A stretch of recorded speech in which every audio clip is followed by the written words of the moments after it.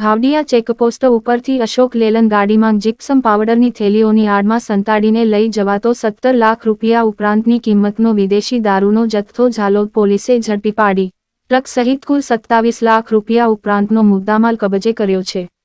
Jhalod police સ્ટેશનના PSI એમ માળી તથા second PSI સી.કે. Sisodia તેમના પોલીસ સ્ટાફના માણસો સાથે ઘાવડિયા ચેકપોસ્ટ ઉપર વાહન ચેકિંગમાં હતા. તે દરમિયાન રાજસ્થાનના મોના ડુંગર તરફથી RJ 27 GA 8166 નંબરની અશોક લેલન ટ્રક આવતા તેને ઊભી રખાવી હતી. ત્યારે ટ્રક ચાલક ટ્રક મૂકીને નાસી છૂટ્યો હતો.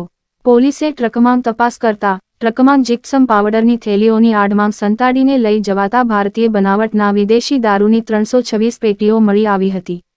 જેથી પોલીસે 17,11,128 રૂપિયાની કિંમતની વિદેશી દારૂની 326 પેટીઓ કબજે કરી અશોક લેલન ટ્રક તથા જીપ્સમ પાવડરની 300 થેલીઓ સહિત કુલ 27,78,628 રૂપિયાનો મુદ્દામાલ કબજે કરી આગળની કાર્યવાહી હાથ ધરી છે.